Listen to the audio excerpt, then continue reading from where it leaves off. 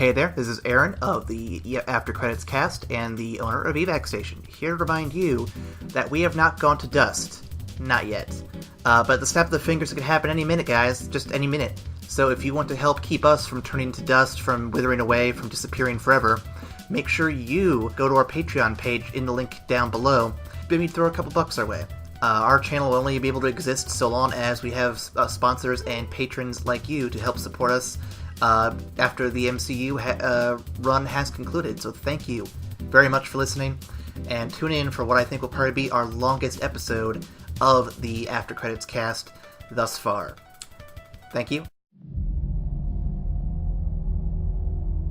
There was an idea to bring together a group of remarkable people. To see if we could become something more. So when they needed us, we could fight the battles that they never could. Hello, Internet! Welcome to the After Credits cast. 10 years, 18 movies, 4 months, and 1 podcast, but we're here. It is time. But we will not give up the good fight. We're going to do all we can today. We are Proxima Medors. I am Ebony Mosseska. And our special guest today is Cole Obsidian. Hello. You didn't expect me to go with the villains, Ryan, but I threw you off there. You I did, love it. you did. I love you it. know what? I'm not mad with being named after the boss-ass monk that Thanos has on Council. That's fine. That's fine. I will argue anybody that says that the Black Order is not just Thanos' fucking personal D&D group of adventurers. Fight me. Seriously. I have to say, those 4 dudes were surprisingly effective, and they were a welcome change to the villain roster we've been getting. They were so good! I loved every time I saw them. I'm just like, alright, they're gonna fuck some shit up. Let's get them. So for those wondering, yes, we are doing Infinity War today. Spoilers ahead, but to make everything clear, I'm going to start a timer here in a moment that's 2 minutes long, where we can talk about the movie, give recommendations, and we're not going to spoil anything. After those 2 minutes, spoiler territory out the wazoo, you have been warned. Also, a few sections have been pre-recorded, because we have a time crunch over here. That has nothing to do with Erin, of course, from being delayed. It's literally because this is going to be a longer podcast than we normally would have. So There was a tornado! I'm sorry. Again, totally not your fault. I just didn't want to spend 10 minutes reading the list of names and going over a synopsis to a movie everyone already saw. Yeah. So quick catch up with everybody. Erin, you haven't been on the podcast in a while. How the hell are you? I'm going crazy. No, I'm doing alright. Just had a short story published yesterday, which is awesome. Yes. I'm a director of an organization now. I don't think I was that before. Still working at the same place. Still crying. And I was trapped in a hospital because tornado! Yay! We missed you, Erin. It's been weird without you around here. Bird lady. It's good to be back. Yes, the birds are currently sleeping because I think the storms kind of traumatized them too. And I still only have 7. Okay, I thought it would be 17 by now, but that's No. cool. That's I only cool. have 7. I did work on a bald eagle, but I could not take said bald eagle home. So. That would make you the most American person in this podcast if you had a bald eagle. Right? Frickin' Captain America, man. Well, speaking of Captain America, should we get into our 2-minute spoiler-free discussion? Yes. Okay, I'm going to start a timer right now. I'm going to let you 2 lead, because I have a lot of pre-recorded stuff I did, so everyone's going to hear my voice all night. So, ready, and go. Alright, everybody, honest to God, everybody needs to see this movie. This is a fantastically done film. It's 10 years in the making. There's a lot of shit that goes down, but it's all fantastically done, and the ending will hit you in the chest. Bring tissues. That's the closest you're going to get to a spoiler. The ending. What about the beginning? Well, I mean, the hits keep on coming. I mean, it's constant. You're going to be using that box of tissues the entire movie. It's not just the end, but it's a little more visceral at the end. See, I wasn't really sad for those moments. I was just in awe of what they were doing. It was actually really well done cinematography. I just was lost. Oh, yeah. Absolutely. You're going to get slapped right from the beginning. You think you've prepared yourself for this. You really haven't. I sat there with my mouth open probably the entire time when I wasn't covering my eyes going, oh no, oh no, oh no, oh no, oh no. You were like 3 minutes into the movie when the first one happened. I was just like, wait, serious? It has a really strong opening. Like, it's so strong. I mean, most of the movie, honestly, is action and movement. There's really no build-up. They've spent 10 years or 11, however long, building up to this movie, so you don't really get the background. You just get frickin' thrown right into it, or right off the bat. It is safe. Also, I'm gonna blame Thor for the tornado. Okay, I'm just gonna blame Thor. Also, it is really safe to say this is Thanos' movie more than anybody else, and goddamn, that build-up was worth it. Right? Oh my god, the character development with that. Holy buckets. Yeah, that was awesome. Like they actually continued on their trend of really, really good villains, guys. Yeah. Like Thanos is remarkably well thought out. He never comes off as just, oh, I'm just going to kill everybody for the sake of killing everybody because I'm the villain. Ha ha ha! No, he actually has, like, legitimate reasons, a very well-defined worldview. There are points where you will actually find yourself sympathizing with Thanos. Okay. He kills everyone. Okay. That has actually been 2.5 minutes. We are now allowed to go into spoilers. You've all been warned. This is the After Credits cast, meaning we talk about this after the movie. You should know we're going to do spoilers. Okay, spoilers are free now. You can do whatever you want. Okay, I'm gonna say this real quick. This was my reaction of the whole thing. Headphone wearers beware.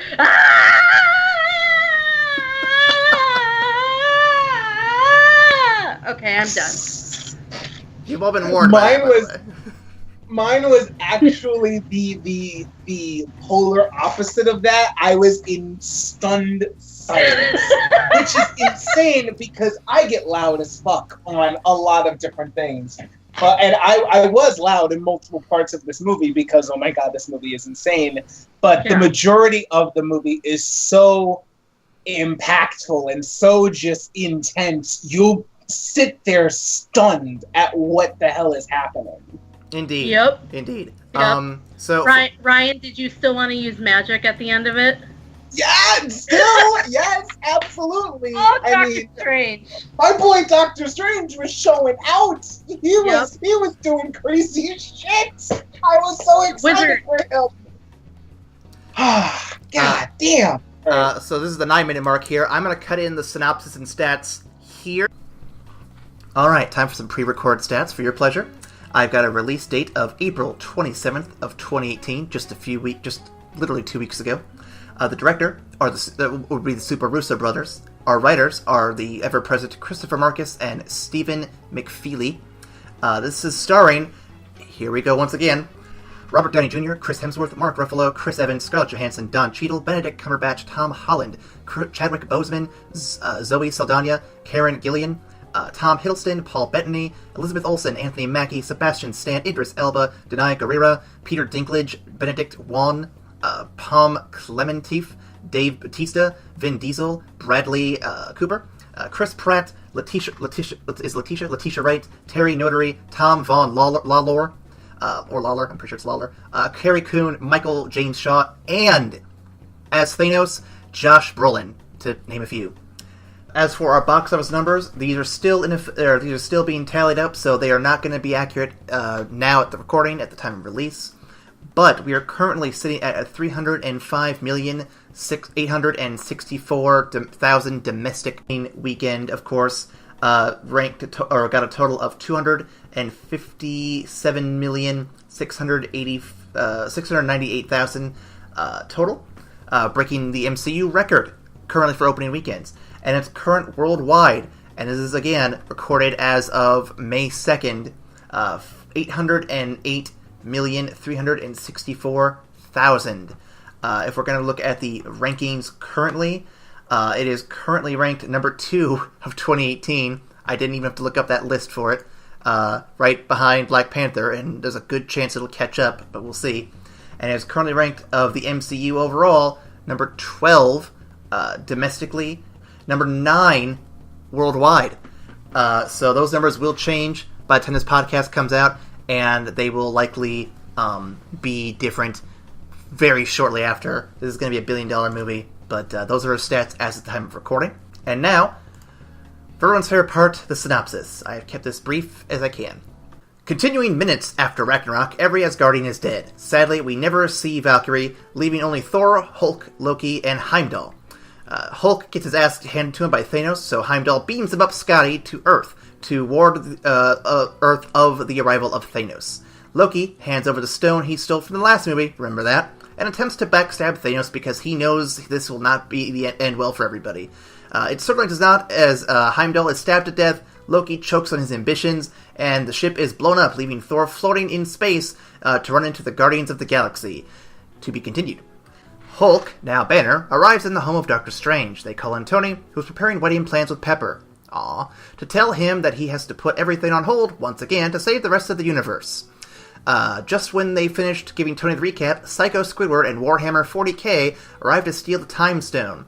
Iron Man shows off his tech, Spider-Man gets involved, and gets a new suit out of the deal. Hulk refuses to play, and Strange is taken aboard the Space Donut of Mystery. Knowing this is a bad, Tony stows away. Knowing Tony needs help, Spider-Man stows away. Psycho Squidward tortures Strange into giving up the Time Stone, but is interrupted by an alien reference. Now saved, the three nerds agree to going to stop Thanos is the best plan of attack. Again, to be continued. Meanwhile, somewhere in Scotland, Vision and Wander are being naughty. When the alien hunters from XCOM arrive to take the Mind Stone, nearly killing Vision, they are stopped by Captain America and his XCOM operatives intercepting the attack. Awesome fight scene, by the way. They regroup to Wakanda, where they have to use the tech to get the stone out of Vision without killing him. They pick up Rhodey and Hulk along the way. Again, more on that later. So back to the Guardians, who have run into Thor. Comedy happens, but Thor takes Rocket and Groot to make a new weapon with Space Tyrion and Nidavellir, the Stormbreaker. The remaining morons go to nowhere, literally, to meet the Collector to get the Reality Stone, or fight Thanos minutes after it's already too late. Yeah, it's the second one. Sorry. Gamora fails to kill Thanos, and Peter fails to kill Gamora despite her insistence. Thanos likes him for whatever reason, and takes off with Gamora. He gets the information he needs out of her, where the Soul Stone is. A very cool cameo from Red Skull reveals Thanos must sacrifice something he loves for the stone to materialize. Conveniently, Gamora is there. She's thrown into a pit and he wins the stone. Yay! 4 down for those keeping count. Tony, Strange, and Peter crash land on Titan, former home of Thanos. They are attacked by the remaining Guardians, Peter, Drax, and Mantis, in a comic misunderstanding before agreeing to work together. Sort of. They form a plan to corner and outnumber Thanos, but the power of boners proves too much and Star-Lord fucks up the entire plan, leading to a badass CGI battle where Tony nearly dies, but he is saved when Strange offers up the stone for his life. Thanos accepts and takes off as Star-Lord comes at him once again. Thor works with Rocket and Groot to get the Dwarven Forge back and running again. The weapon is made and they take off to Wakanda, where the XCOM aliens have Captain America and company cornered. They are the last line of defense against the invaders to keep the Vision safe and the Mind Stone secure. The XCOM aliens are beaten by all powers combined.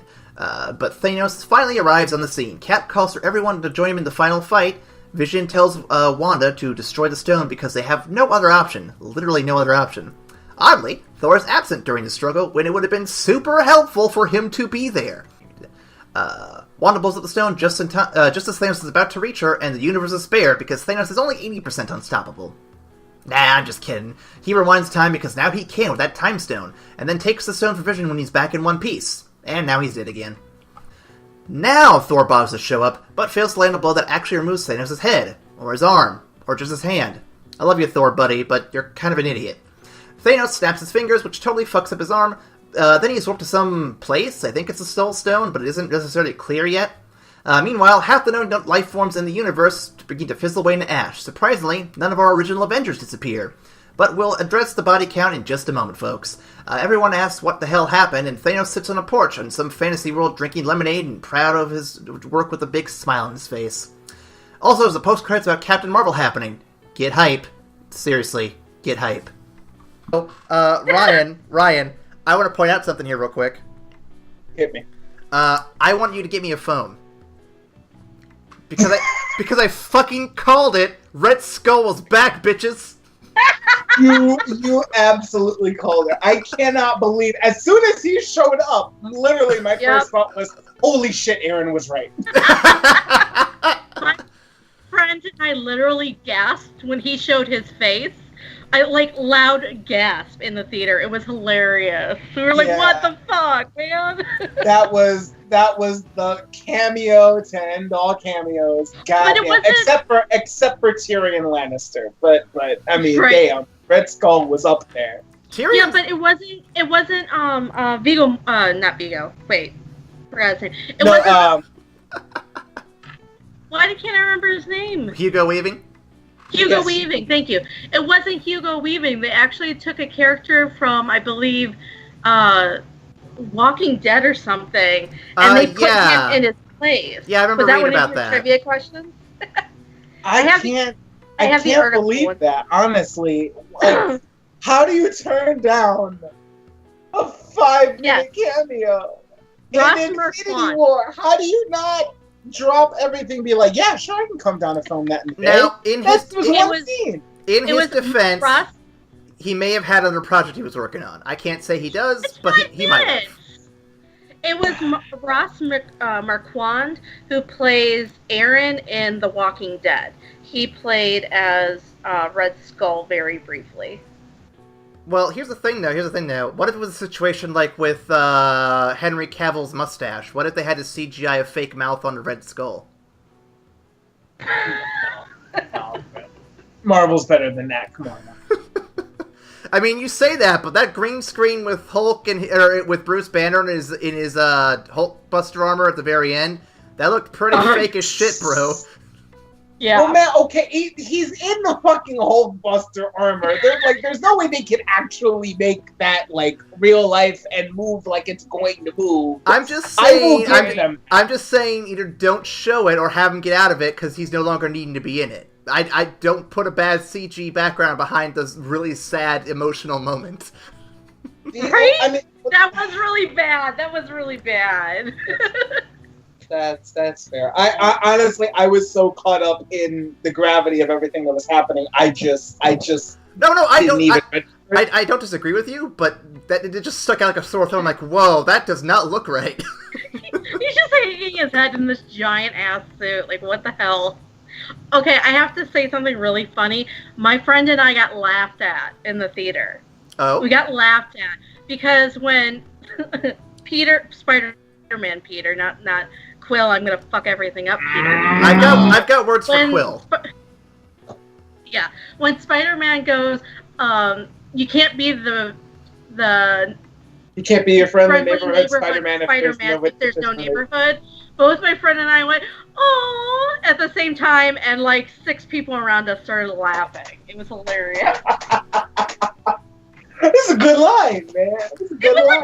There was a lot of good lines in this movie, though. It heartfelt. Well, especially when his whole "I don't want to go" thing with Tony, all the feels. God damn it! No, I was spicy or salty. Again, that was a shocked silence.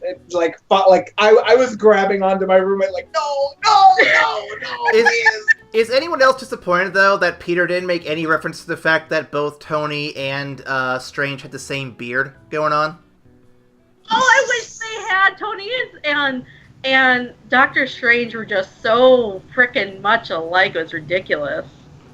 Seeing him in the same room together after all this time has been great. I loved it. I'm on Tumblr, and all I can see is the Iron Strange ship has set sail. So no. What about? Nope, it happened. It's all over Tumblr. What about Iron America? Bruh, it's no. They got divorced. No. They got divorced in Civil War. I know America. Okay. So they're gonna make up, and I want to point out an interesting thematic thing I noticed in this film regarding those two characters, Tony and Steve, that has to be mentioned. Are you guys ready for this? Okay. Okay. So as we all know, Tony's plan of attack is to attack. He's the offensive, aggressive, I'm gonna go after him and take care of business guy. And in this film, you saw that point blank. He didn't just take Strange and run. He's like, we're going to take the fight to Thanos. We're going to take the offensive and go after him. He continued his aggressive approach. And it didn't work because it lacked organization and was very sloppy. And also Peter Quill, but we'll get back to that in a minute. Then you go over to Cap's side of things. What is Cap's usual MO? He's the defensive player. He's a slow-burning strategist. And that's kind of the play he made. He retreated. He found a good, safe location, got himself cornered up, ready to fight. And he got a barrier, he got his shield, he's got his military lined up, ready to defend Vision as much as possible. But the defense, as good as the defense was, it was fucking overwhelmed until Thor showed up. And I have words about Thor a little bit, too.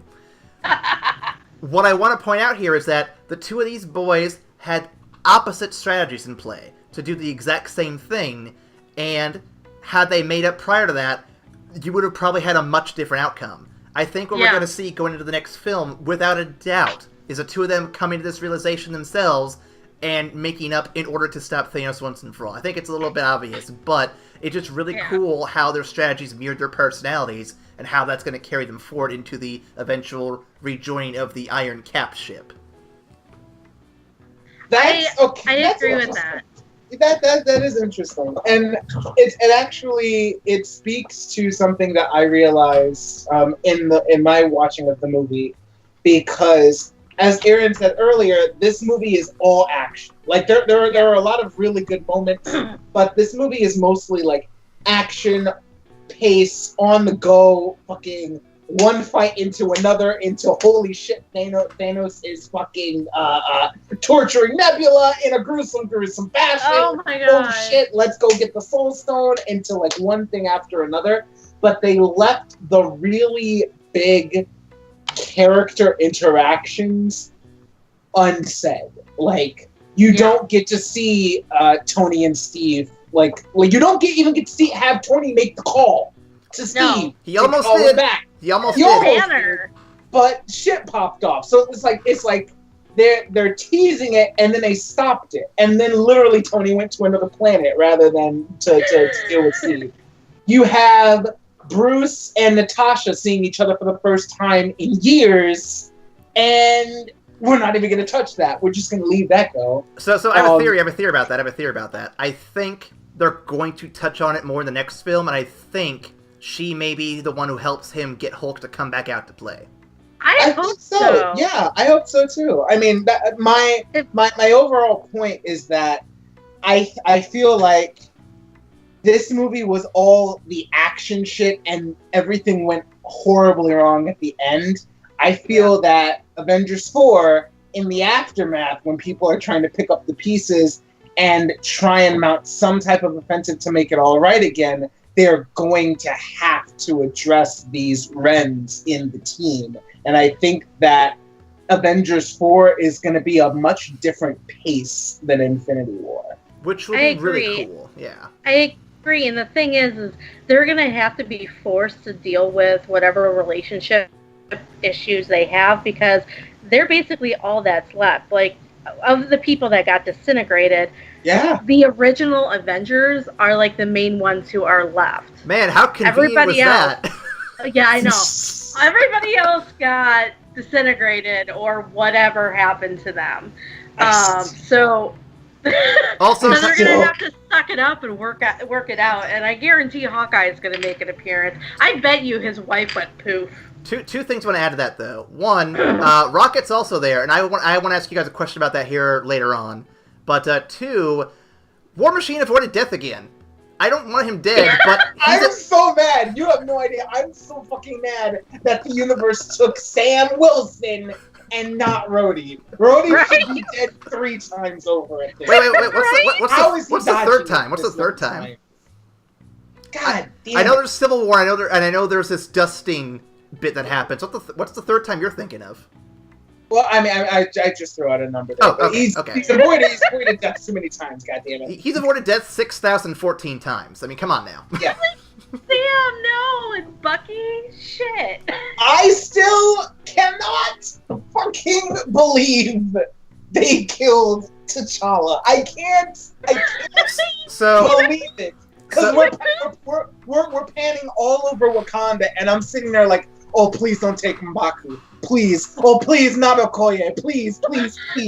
And then T'Challa fades to dust, and I'm like, he wasn't even on the table! What are you talking about, guys? What the fuck? Okay. We're bouncing all over the place. So let's find a direction here real quick. Okay. So let's start with the beginning. Let's start with the opening scene. The scene. The scene where Hulk gets the crap beat out of him and Loki chokes on his ambitions. So Loki, no, Loki. I've read complaints that Loki's death was not what he deserved, but I'm looking at it and I'm like, he kind of deserved it a little bit for all the asshole stuff he did, and on top of that too, it's a really good tone setter for what you're about to see. Sure, but I don't think he's gonna stay dead. I think he's told something. He is. Also, okay, I just have to make this complaint. Why the hell was Heimdall able to send the Hulk away, but he couldn't send Thor and Loki and even himself? That threw me for a loop too. I was just like, how the fuck did you summon the Bifrost? And where the fuck is Valkyrie? Where the fuck is Valkyrie? Because she was there too. So I actually read a thing about Valkyrie. So according to the director, Valkyrie and possibly Korg and Meek, but he wasn't very clear on everything. They are not dead and they have gotten away, but he didn't detail as to how. Okay. Okay. My guess is they were written originally to not be included at all, but when they realized how popular they were, Marvel's like, no, they're still alive. Just wait a minute. You know what? That's good because I think somebody's gonna need to pull Thor from the brink of this kind of fatalistic warrior mentality that he's on right now. We'll get to that later. Actually, I just want to put that out there because we're trying to do it chronologically, right? We're trying to go in order of the movie. I don't want to derail us again. Sort of. I was gonna say that it has to be assumed though that some of the Asgardians survived because Thor implied that some of them were. Alive. Yeah, right. And it looks like the entire ship had been destroyed, but I'm guessing Heimdall may have sent people away, or maybe there was an escape pod. Yeah, there had to have been. But I want to touch on Thor real quick, and we don't have to get too deep into it, because, I mean, we brought it up, and we're on a scene where he kind of loses everything, so it's kind of fitting. So, I want to say that this movie, because I think the director said it beforehand, that this movie's going to focus mostly on Thanos and Thor, and I want to say Thor's a good pick because his arc in this movie kind of mirrors Thanos in a very interesting way. What do you guys think? Actually, I want to hear more about how you think it mirrors it before I... Okay. So we'll go over Thanos' backstory very briefly before we get into it in depth. Basically, he comes from a world that is basically extinct because he's the last of his kind due to his concerns of overpopulation actually coming true. Supposedly, I think there might be more to it than that. But basically, he's the last of his kind, and now he seeks to get power to correct the injustice he believes has happened. And he believes he's the only one who can do it. In the case of Thor, he has now lost everyone in his family, everyone he holds dear, supposedly. Now he is seeking to get vengeance and or justice by obtaining a powerful weapon to right the wrongs, basically. Their stories have a very interesting mirror to one another, and I'm interested to see if they just tackle that more in the next film to some extent. Because on top of that too, Rocket actually follows a similar but much weaker arc because he doesn't lose his family until the very end of the film. But I think we're going to see him kind of have shades of that in the next film because in the end of Guardians 2, he became more mature and realized that it wasn't all about him.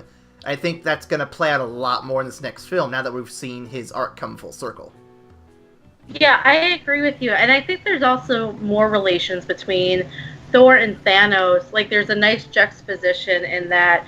So, Thanos wants to basically wipe out people, not to cause mass genocide, but to save planets, save civilizations. If you think back to the very first Thor movie, like, he made comments to Odin about how he could go and just wipe out Jotunheim, or, you know, I can just go take out the Frost Giants. Like, he wasn't really seemed to be opposed to Spooky. wiping people out. Wiping people out to a degree. And also, Thanos kind of has control of all the different realms, similar to how Asgard used to do that. Yeah, and Thor used to go to all the different realms to get rid of the Dark Elves, to save people, to do all this stuff. So they're kind of both trying to save people, but in their own twisted ways. I feel like it's a little bit of a stretch. And the reason being is because Thanos' story is not he's not pursuing this in the sake of like justice or vengeance or anything like that. He fundamentally believes, like, in his worldview, that if life remains unchecked, life will end. So he is going to make the decision to check life and to erase half of the population so that the rest of the population can thrive without the worry of overpopulation.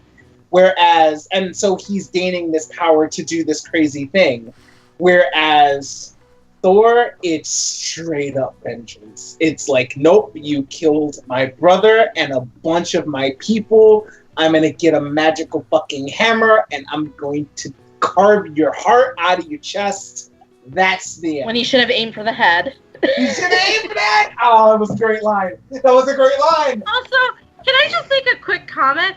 Why the fuck didn't Tyrion have the damn handle of the frickin' axe next to him to put it together? That whole place was a fucking mess. I'm not going to be mad at him. I mean, if you know Thor's going to hold the damn eye open, then why didn't he go and go, oh, I might want to grab the hilt and put it next to him? You know, to add to that, so I think in the Dark World podcast, we talked about realms we'd like to see after seeing all the ones we have seen.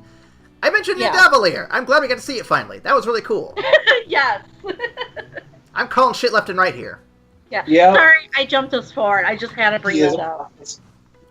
No, that's cool. I think having the Thor thread be our main discussion for the first section is not a bad idea, actually. Then Thor got to show out in this movie. I was so happy to see Ultimate's version of Thor. He was basically Goku.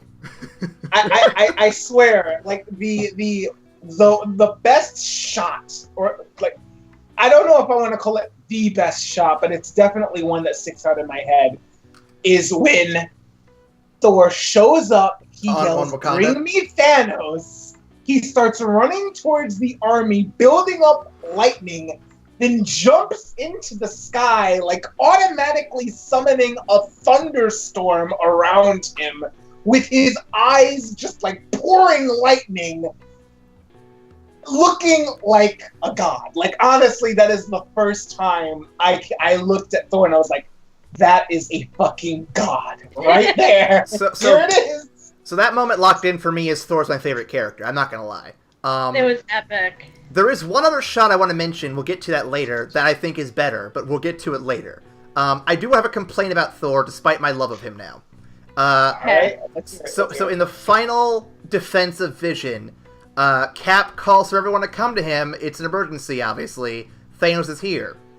Where the fuck is Thor during that whole exchange? He doesn't show up until after everything's too late. Like, where the fuck were you? You're the fastest fucking one there. Where were you? You know, man, it's possible he actually was waiting for Thanos and counting on the kill shot from Stormbreaker, it's possible that he was waiting for it. That sounds like a Goku can move. also I'm gonna be wait a for my little- opponent to get most powerful and then fight him.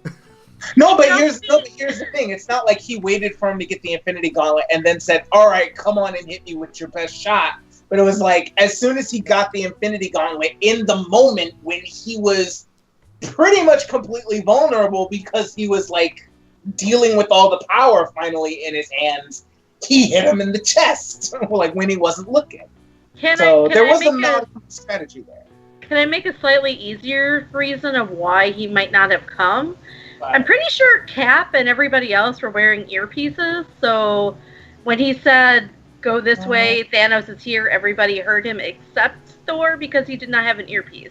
Then why was Groot there? That's valid. Wait, what? Oh, no, Groot wasn't at the. What was Groot at the? Right there. Groot was in that last line of defense there. Well, he might have seen everybody running. I mean, he was following with Rocket. Thor just may not have noticed in his craziness of blowing everybody apart with lightning. I don't know. I still think it's a little sketch. But here's the thing, though. I think explains why he didn't get the headshot, though, and why he went for the chest. I think the new weapon is very powerful to an extent that maybe he still can't control it as well as he thinks he can. I don't know. I don't think he was aiming for the head. I honestly don't think he was aiming for his head. I want to give him some slack. I want to give him a little slack. But if he fucks up again, then I'll agree with you. No, I mean, because... How do you think he's going to survive from that? Maybe he wanted to rip out Thanos' heart, like... Is this Once Upon a Time?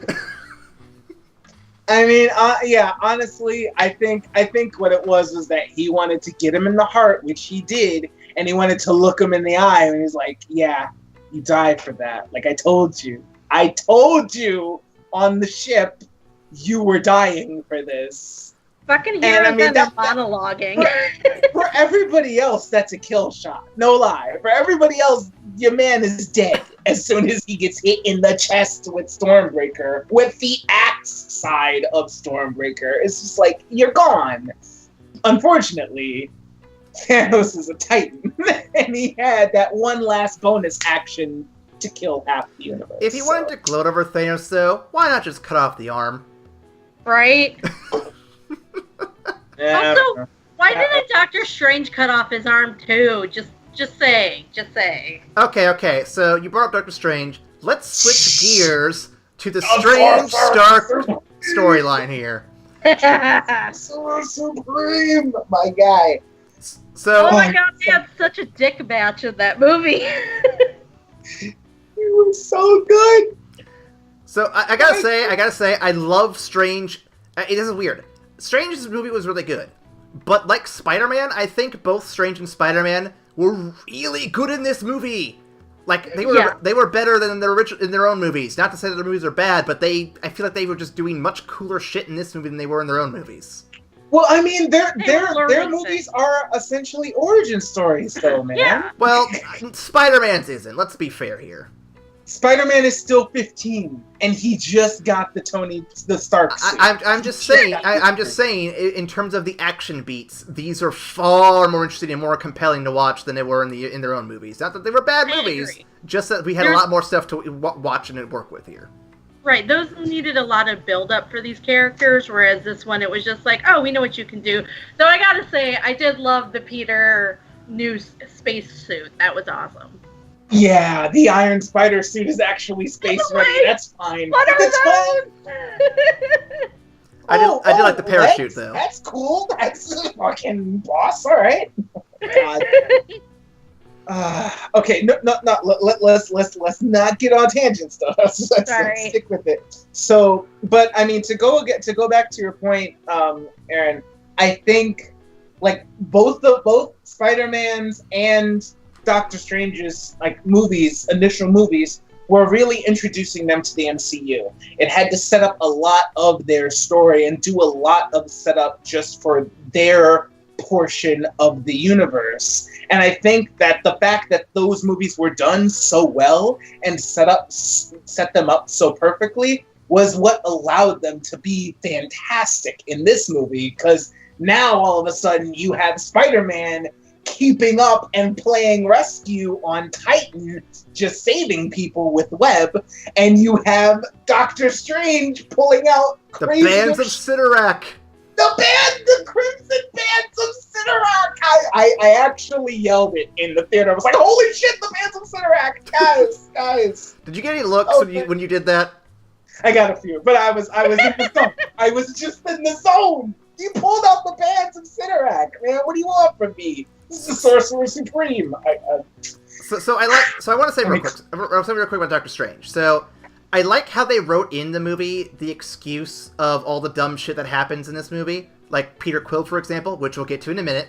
But they wrote the excuse in there with him doing his whole "I've seen 14 million reasons or ways on how this is going to go down, and only one wins," meaning that no matter what happens in this movie, this is the one way it goes down. Yep, this is the only timeline that they actually have a shot. As Abed would say, this is not the darkest timeline. I mean, it's just I wouldn't say this is the darkest timeline. I said not the darkest, not the darkest. Shot. Yeah, this is not the darkest timeline. It's pretty fucking dark, but it's dark. The darkest. But no, I like that we got confirmation of this more so when he hands the stone over to Thanos and to spare Tony, basically saying that, hey, trust me, this is the way it has to go. And honestly, in that scene, I feel like everybody in the theater was like, "What? Yeah, Why? yeah. You just had this whole monologue like an hour ago saying that I have a theory that you two are fine, but if it comes down to sacrificing you two or saving the time stone, I won't hesitate because I can't afford to let him get this stone to wait, spare him, and I'll give you the Infinity Stone." We were just like, "Wait, what's happening?" So I have a theory. I have a theory. And I realized it. I have a theory. A lot of other YouTubers have been parodying this theory, so I'm not original, but I like where it's going. So, based on the comic book storyline this movie's based on, it's based on several different comics, not just Infinity Gauntlet, but a few different ones. One of the storylines it's heavily borrowing from is a Fantastic Four storyline, actually, where Doctor Doom becomes basically God of the universe, but he's an ill-fitting god, more or less. And the end result is that he comes to the conclusion that a better person to be God is the person he hates the most, which would be Mr. Fantastic. So, kind of borrowing from that a little bit, the theories I've been seeing basically speculate that Doctor Strange saw that because Tony was about to die, he had to be saved because he's the only one who's going to be able to talk Thanos down from his stupid bullshit to change things to how they need to be. He's going to be the one to make Thanos see that he is not a person who should be God, and that perhaps Tony Stark should be the one to take it away from him. And I don't know how on spot it's going to be, but the fact that he went out of his way to spare Tony's life by giving up the stone implies that Tony has a significant role in how this is going to end. I agree that I believe he has a significant role in how it's going to end, but I don't think Tony's going to be the one to talk Thanos out of whatever the hell he's done. Because remember, Thanos has no interest in ruling. Remember, it was stated, what happens after this is I finally rest. I sit down and I watch the sun rise on a grateful universe. That's Thanos' endgame. It's not that he wants to rule over everything. He just wants to sit the fuck down because his life's purpose is complete. So I don't think that's going to be essentially the thing. Let me adjust the wording here because I think I may have spoke poorly. So as I said earlier, I think there's going to be a reunion between Stark and Tony. It's going to bridge them over. I think Tony's going to see everything he'd done was wrong, because he's a man who's been full of errors from the beginning. From the very first movie he was in, he's been a man who has just never been a good person. He was not a good person to start with, and he's continually maturing with each film to become a better person. And even in this film, you could argue that he is not a good person, but he has been getting better, without question. He is just not all the way to his final stage yet. And I think that he hasn't reached his final form. Not yet, no. I think what's going to happen is he's going to reunite with Steve, he's going to admit that he was wrong, and he's going to adopt Steve's philosophy a bit, which we've seen in this film a bit, when in regards to Vision and Scarlet Witch, which we can talk to here in a minute, which is, we are not trading lives for anyone else. Tony's gonna take this on because I think he agrees with this as much as anybody else, but I think that he needs Steve to kind of give him the words, the logic, the reason, and he's gonna approach Thanos with that same mentality. Maybe both of them will, I don't know, but I think that is gonna be a pivotal point. They're gonna make Thanos see that you can't just trade the lives of the few for the many. Every life is important. I think that's what they're going to end up eventually doing, and that's going to be how that plays out. Yeah. Well, Erin, what do you think? Because I have a prediction on how it's all going to end, but I want to hear what you're thinking about it. No, like I agree with him. I also think that with kind of going back to where I said, did you notice how only the original Avengers are basically the ones that survived the disintegration? And Rocket. And Rocket, sorry, I keep forgetting poor Rocket. But I feel like Strange handed over the stone because nothing galvanizes people into banding together and doing what needs to be done than losing those closest and most dearest to you. And I think that's definitely what's going to help bring, like, Cap and Tony back together is we're all that's left. You know, we need to avenge the Earth, blah, blah, blah, blah, blah. But I'm going to say what they need to do is go find Shuri and team up with her and see how they're going to kick ass.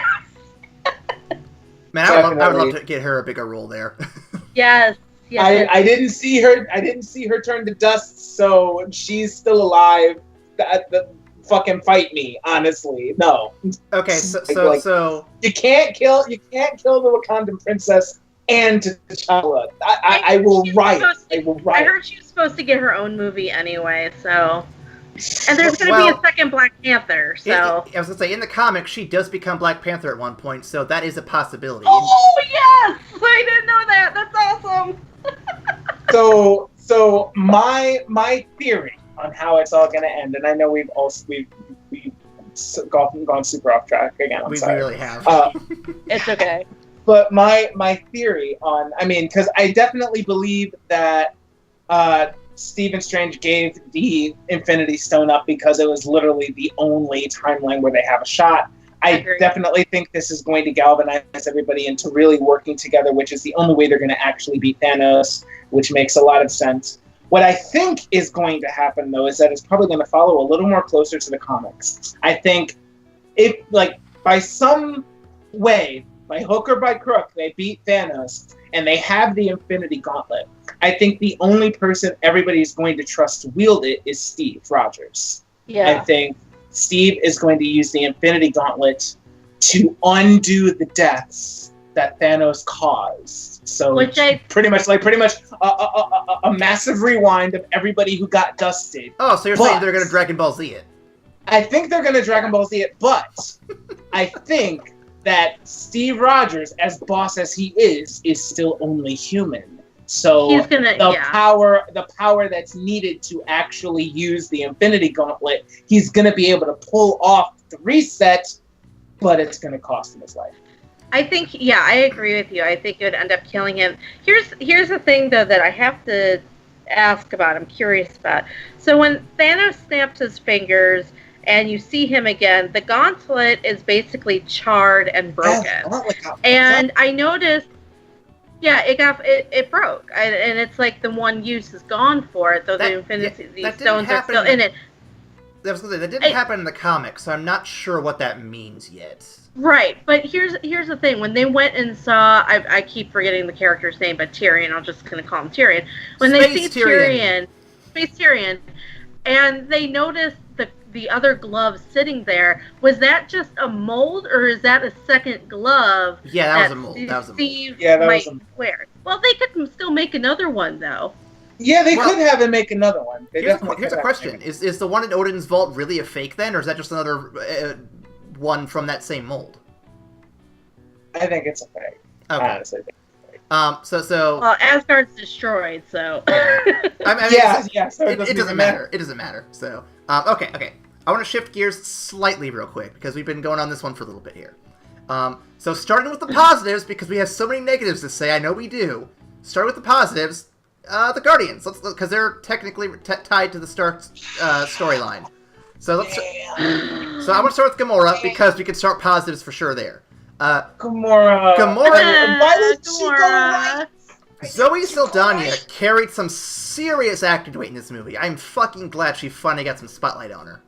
Yeah, she was running it. Every scene she was in, she commanded, and she was doing like I honestly loved the scenes between her and Thanos. Josh Brolin also fucking phenomenal actor, and the scenes that it's just the two of them are insane. Yeah. Like the first scene you get with them in the same room in the whole movie is when they show up on Nowhere, and she jumps out and kills him, and he just says why, and she starts to weep. That's fucking brilliant. God damn. What's more impressive too is he's a CGI creature basically on screen, and they're both acting off each other so well despite that. Like that, not a lot of actors can pull that off. That's impressive as fuck. Seriously. Right. And little Gamora was so adorable. Sad and adorable. The fact that she used the same tool that he gave her to kill him, or the other version of him. Oh my god, the feels for it. It's nuts. Because as much as she wants to deny it, she does care about it. He was a father who did raise her despite all the horrible shit he did, but she still has these feelings for him, and he has these feelings for her, which is why he cried right before he threw her the damn, I don't think she's dead. I think her soul is actually trapped inside the Soul Stone. I'm hoping, but I don't think Marvel's that kind, guys. I don't think they're gonna officially fully kill her. You might get her for one scene. But I don't think she's coming back, guys. I think she is, because I think Marvel realizes there's a very strong desire for more women and more minorities in the movies, and she is one of the few that they currently have. And throwing her away would be a bad idea. I am pessimistic. I really hope that they do, because Gamora and Zoe Saldana are just fucking amazing and an integral part to the Guardians' recipe for success. Without Gamora, I feel like the thing is gonna fall apart. But especially because they have Drax still around. Can I just complain real quick? Oh my god! I fucking hate Drax. He's a piece of shit. Okay, so let me clarify. In Guardians 1, he was funny. His gimmick was good, and I can tolerate it there. In Guardians 2, it was starting to wear a little thin, but I'm like, you know what? He didn't really have anything to do. I totally get that they're just going to make him a joke here. I'm not going to complain. This movie, he's face-to-face with Thanos. He's in the same room as him. I remember reading in the comics when Drax goes fucking, barbarian rage blind berserk and just rips his heart out. He is that badass when it comes to dealing with Thanos. Here, he couldn't even get past Peter Quill to even, lift a finger to do anything. And when he's not getting action, he's just standing around making dumbass jokes. I'm like, no. This is the one he's been waiting for his whole fucking life since his family died. He should be fucking engaged and serious about this shit. Yeah. I'll agree with you on that. That's a fair criticism. That's a fair criticism. Although I think it makes a very interesting parallel. Because when you look at when they get there on Nowhere, and Drax just sees red, and he's gonna fuck him up, and Peter's like, wait, no, dude, we have a plan.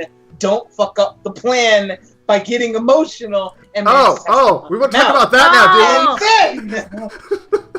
I forgot about that. That makes me even more pissed off at him. Okay. His own advice. Fun after credits game. Let's count the ways Peter Quill fucked up. Oh my god! Okay, so starting with the first one. His whole dick contest with Thor and with Stark a little bit. I mean, I know that's not the biggest mistake, but that's where it starts. And he's like, so I'm not going to excuse his actions, not by any means, but I understand why he does the stupid things he does in this movie. Hear me out. Hear me out. Okay, all right, good. Peter Quill was taken from Earth at the age of like 10 or 12. I don't remember the exact age, but he was a kid. I think it was 10. He hadn't matured. He was still a kid, and he's been in space for 20-something years, 30-something years. And in all that time, and we've seen it in the previous 2 films, he has just been a kid. He's never had his mom or dad to raise him. He's been palling around with Yondu, who never really bothered to raise him as a child at all. They were just fucking pals. Yondu. I mean, man. So when Peter makes selfish, stupid decisions like, oh, I'm not going to kill you even though you told me to 1,000,000 times, or the more important one, not losing your shit when they almost win the damn thing. I don't agree with the actions, but I understand that he is a child who has no control over himself, and that'll be how his arc finishes in the next movie, where he finally is like, oh, I need to be more like Rocket and mature the fuck up. Which is a weird thing to say. All right. But the thing is that he did try to do what Gamora said. He did try to shoot her, but Thanos, turned it to Thanos had the Reality Stone, guys. That was as soon as that was revealed, it was over. There was no way he was going to do it. There was no way he was going to succeed. I think he could have done it had he not revealed himself. If he just done it from being hidden, I don't think Thanos would have had the ability to get to it quick enough. So here's the thing. My complaint with Peter's actions is only in the last arc of the movie. It's only in the last 5 minutes of the movie, honestly, when everything fucks up. Because the dick measuring contest with Thor, that's just fun. That's just fun. And of course, it fits entirely with Peter's character because he's used to being the guy around the ship but then as soon as Thor shows up and everybody's like, oh my god, who is this? This is a man. God damn. I mean, Drax, it was just funny. But still, that makes sense. Him not being able to kill Gamora or struggling to kill Gamora also really makes sense because this is his girl. I mean, you're not gonna I'm not gonna fault him for not being able to be cold calculating. All right, well, let me kill her so that Thanos doesn't get what he needs. Boom, boom, boom. It makes sense. Especially when you consider the fact that Gamora is now a part of his family, and he really doesn't like losing family all that much. I've noticed. Yeah. But even when you're looking at the fight with Thanos, it's Quill, it's Star-Lord that actually comes up with the plan that works. The plan to everybody tag team him and hold him down with Mantis and the clutch fucking crowd control mind whammy to hold him down. It was Quill's plan, and it was a fantastic plan. It's just at the critical moments that he fucked up and cost half the universe their lives. That's where I get mad at him. That's where and again, while I agree it's a huge fuck up, I still understand the logic behind why he made that mistake. I get it, but it was a fucking mistake. I get why, but god damn it. Especially when you think about the fact that he literally stopped Drax from doing the same shit 2 hours ago. And if you're gonna get pissed off at him, will you just fucking shoot him in the head? And not just punch him? Just wait until we get the universe bending artifact off of his hand. Then you can go to town on the guy. But let the kid and the guy in the robot suit take the glove off of him, and then you can beat his ass. No! Literally 5 seconds. Fucking 5 seconds. Because Peter actually got the glove off until Thanos woke up and got his fingertips on the cuff of it. 5 seconds. And it cost countless lives. Because he couldn't wait 5 seconds.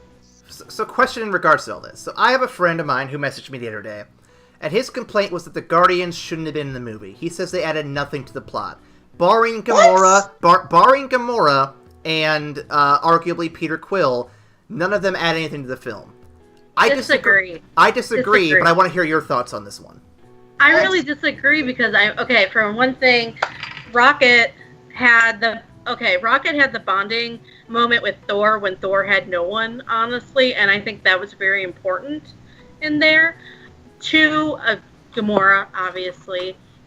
Well, Peter was there to move things fucking along. Well, like I said, not putting Gamora in Peter. Role. He did. He played an important role. It was a bad role, but he played an important role. But I mean, if Mantis wasn't there, they almost got the freaking gauntlet, and that was basically because of her. Nobody else would have been able to put Thanos under like that. Yep. Very true. Like, Mantis is clutch. Literally, Mantis was clutch. Yeah. And I was really worried about when they added Mantis onto the team. I'm just like, well, what the fuck is she gonna do except be cute and funny? But no, she is clutch with the empath power. Oh my god. All right. Yeah, no, I disagree. Yeah, I feel like you had three guys that really contributed to the story, and the rest of them that added great flavor to the rest of the movie. Also with Groot is the only reason that frickin' Thor's axe had a frickin' hilt. Yep, Groot is literally the only reason why he's wielding Stormbreaker right now. Those are true facts. Those are true facts. So before we move on to the last, one of the last arcs of the film, I have a quick question then. Why do you think Rocket is the only Guardian left alive? Random chance.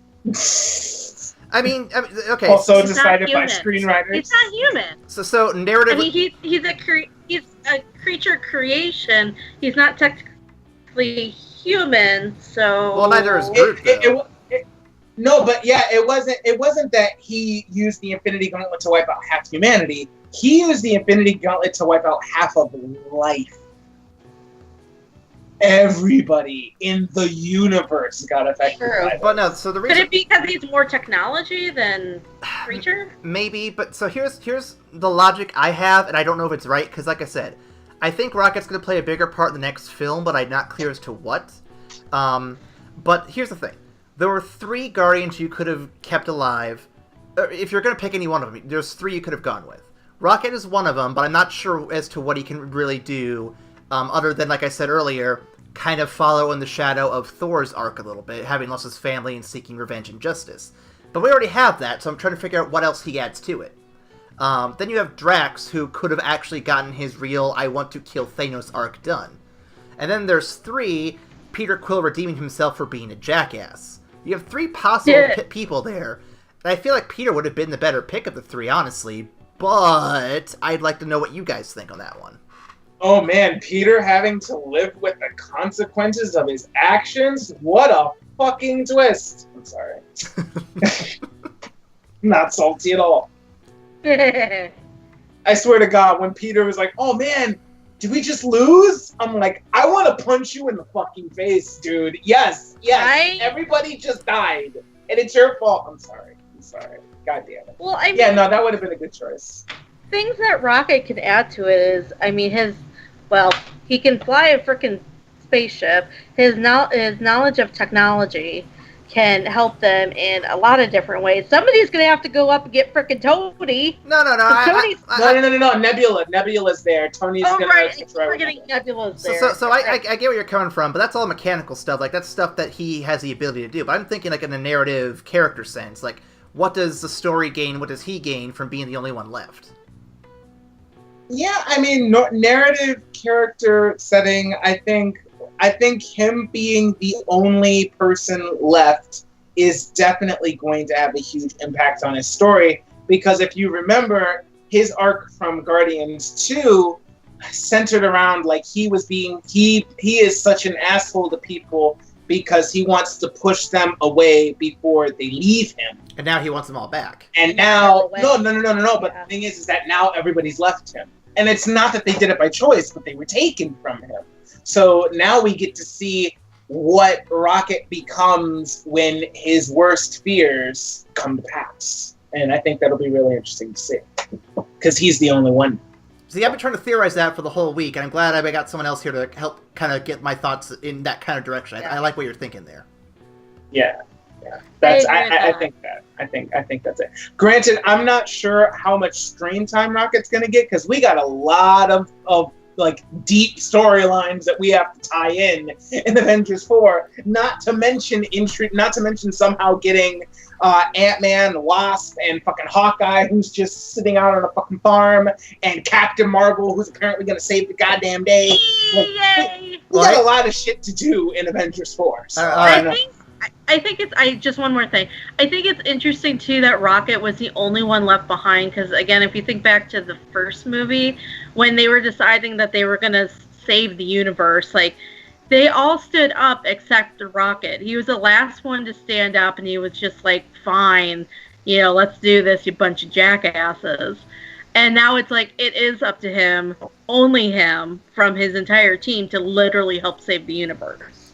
I like that. Yeah. I like his arc, and I'm looking forward to seeing it play out. Before we get on another tangent, because I know we have a lot to discuss, the last part of this little trio, the Mind Stone group, which includes Hulk, Captain, all the other characters, Vision. I'm going to skip over Vision because personally, as much as they try to sell me on Vision being a sad character to lose and all this shit, I'm still not invested in Vision for shit. I mean, goddamn. I tried, man. I was more sad for Wanda. Yeah, I was more sad for Wanda. Although to be fair, I feel like this is the first movie that they actually got the relationship between Vision and Wanda right. Also, Wanda did cool shit for once. Like Wanda did boss ass shit. I'm still mad that they killed her. Oh my god, I can't, man. Because I was sitting about there so many people being dead. It's like, not even God funny. damn it. Okay, Strange and Wanda. These are the two aces in the hole when it comes to guys that are wielding Infinity Stones because Strange has an Infinity Stone and Wanda is apparently a human Infinity Stone because fuck you, that's why. So that'll be good. And they both died. And they both fucking died. I'm like, oh, well, shit. You guys lose. That's it, man. Sorry. So I want to come back to that in next week's podcast where we're doing our full wrap-up with Robbie. And yes, Robbie said he'd want to be on for that one.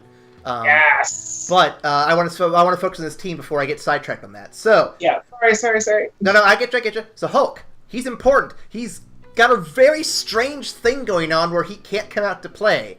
He obviously has PTSD. Hulk is spooked, man. Hulk is spooked. I love it when big, badass characters like him, characters who should be unstoppable normally, get their ass kicked, and then they spend a whole arc trying to figure out what they can do to get over this, like, self-doubt they have. It's fucking great. Yeah, god damn. I mean, granted, I think that kind of story would have a little more impact if we got a little more out of the Hulk than him just saying, no! So... Part two. This movie, we only got Bruce like, hey, yo, let's do this thing. And Hulk's like, nah. And then Bruce is like, fuck, I gotta do something. So I guess I'll rock the Hulkbuster armor. So we got to see Bruce doing some cool shit, which was really cool. And I'm very excited that got to happen. But yeah, seeing the Hulk get his shit rocked in the first 5 minutes. No wonder he doesn't want to come back out. I mean, honest to God, it was such a great pace setter, like tone setter for the first scene because it's just like, yeah, well, we got a Hulk, and Hulk just starts like, yeah, I'm here, I'm gonna fuck you up, and Black Dwarf almost steps in, and Ebony Moss is like, let him have his fun. I'm like, oh, it's gonna be one of those fights. Oh god. Oh god, Hulk. Dude, I thought I was watching WrestleMania for a second. Holy shit. No, Hulk is gonna get rocked. He didn't even use the Infinity Stones. He just boxed him the fuck out. It was so bad. Yeah, so yeah, Hulk is spooked. And that will be an interesting storyline coming Avengers 4. Okay, so something will probably happen to Black Widow that'll get Hulk to come out. We're hoping so. Okay. Can I I know we're on this team, and I know you want to talk some more about it. But can we talk a little bit about my boy Steve Rogers? Well, that's a team we're on. So yes, I was actually about to switch to that. Talk a little bit about my boy Steve Rogers, who is like, I first of all, I want to say that I love the costume choice because they made it so that he's actually just wearing his Captain America armor, but it's so dirty and grimy from being on the run, and the fucking star got taken out of his chest. Which, you'll notice the star is really the brightest thing, like, on the outfit, and it was taken from him. And in this movie, we see a Captain America who is so disillusioned and really has, like, none of that light and that hope. He has, like, a little bit of it when he's talking about saving his friends and how we don't trade lives for the greater good vision. We see that glimpse of old Steve Rogers. But long gone is the Star-Spangled Man with the plan. And I wish, and I hope we get more of this in Avengers 4. I wish we had gotten more of it, more to, like, we got a little deeper character dive into Steve. But we got a little taste of it when he finally got to talk to the Secretary of State and is like, yo, so honestly, you don't mean shit here right now. Like, Earth just lost its mightiest defender, and so we're here to fight. And if you want to get in our way, we'll fight you too. That's it. That's all you got for Steve Rogers. And I want more of that. But what do you guys think about this new, darker Captain America? I would just like to say, I think having Steve go from the Star-Spangled Banner Steve to dark, like, let's get shit done Steve, is a really nice reflection of how the American people are right now after the election. Awesome, girl. But no, I really think that having Steve just be, like, gritty and everything as he is now, I mean, you're right, like, a lot of that hope and, you know, plucky attitude was just kind of gone from him. But, God. Granted, we got to see a little bit of it. I really want more too. Granted, we got to see a little more of it when he finally saw Bucky for the first time in a couple years. And then Thanos took that from him too! God damn! I know! How you gonna kill Buck? No, he saw Buck turn to ash in front of him. Yeah, and he reached for him and he couldn't and he was gone. Did his arm turn to ash too? Yep. Yeah. Rocket can't have that right now. But I was gonna say, I feel like as cool as Cap's team is, because let's face it here, they had some really good action sequences with that team alone. Like, there was a fight with Black Widow and Okoye versus one of the XCOM aliens. I'm going to call them that because that's what I think of. Midnight. It was Proxima Midnight, man. Come on. She was boss. Uh-huh. But the two of them fighting her, though, the whole movie had way good action sequences, which I forgot to mention one earlier.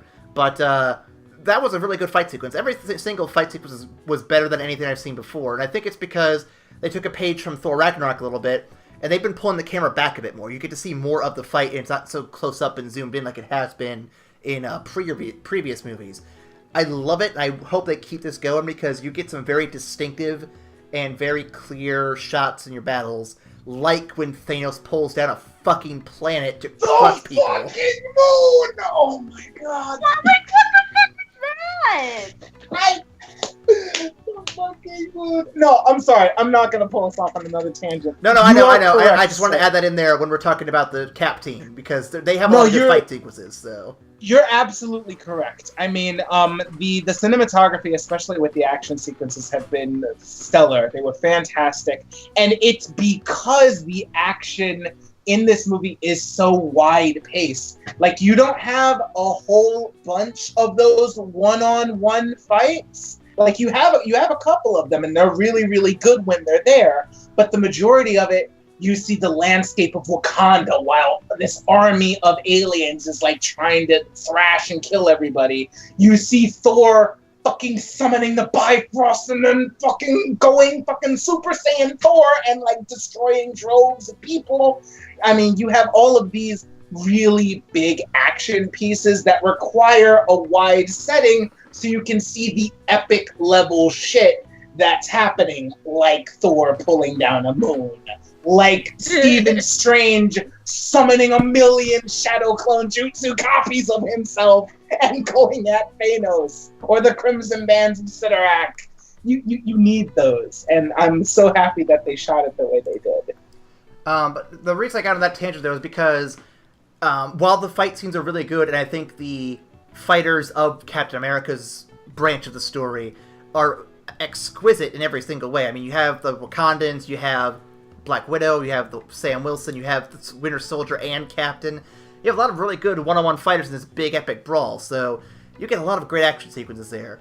The only downside of their team is, I think, of all the characters in the movie, they get shafted the most, I think. Largely because so much of it was focused on the Strange and Stark storyline, the Thor storyline, and getting Thanos basically the rest of the movie. You mean in terms of? So you mean they were shafted in terms of like storyline? Yeah, a bit. And I mean, and it gave them a lot of good action sequences and good like badass moments. But aside from that, they didn't get a whole lot to do. And I get it though. Cap's team is made of like 15 different characters. If you give them all 10 minutes, that's like 150 minutes right there. That's like a damn fucking long movie right there. That's fair, but also keep in mind the fact that Cap's team is also the people that largely survived. Like True. Everybody in Steve's team died. like damn near everybody on Titan got dusted, just gone. So, and Steve's team also had a lot of those interpersonal stories that they weren't able to delve into, like Bruce and Natasha, or Bruce's thing with the Hulk. And you're gonna have to keep Steve Tony alive because, Steve.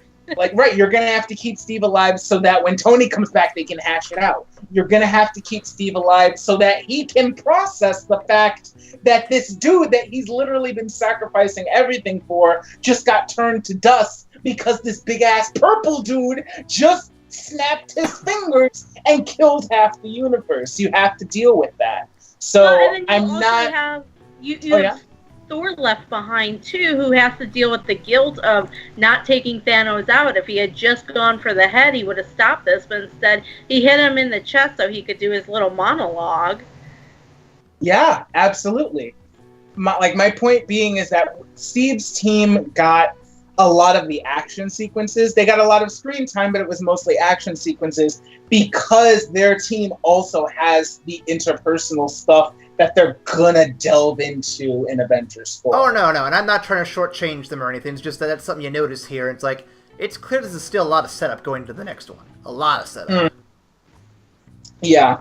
No, Cap's team was team setup. Cap's team was this is the cast for Avengers 4. You guys just don't know it yet, so it's fine. Don't worry about it. Except for Sam and Bucky and fucking T'Challa. I still can't believe you killed the protagonist of the second highest grossing film of all time. What?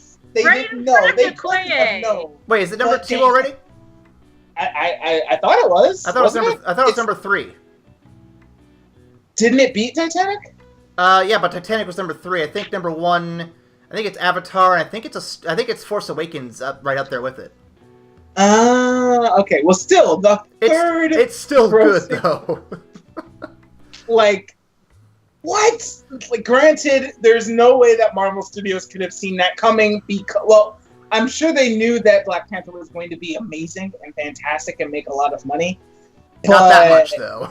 They they finished filming like before Black Panther even came out, and I don't think they might not have foreseen the billion cultural touchstone that it was going to become. So they've got balls in killing T'Challa. I know they're gonna bring him back. So let me ask you. Let me ask you then in regards to that actually.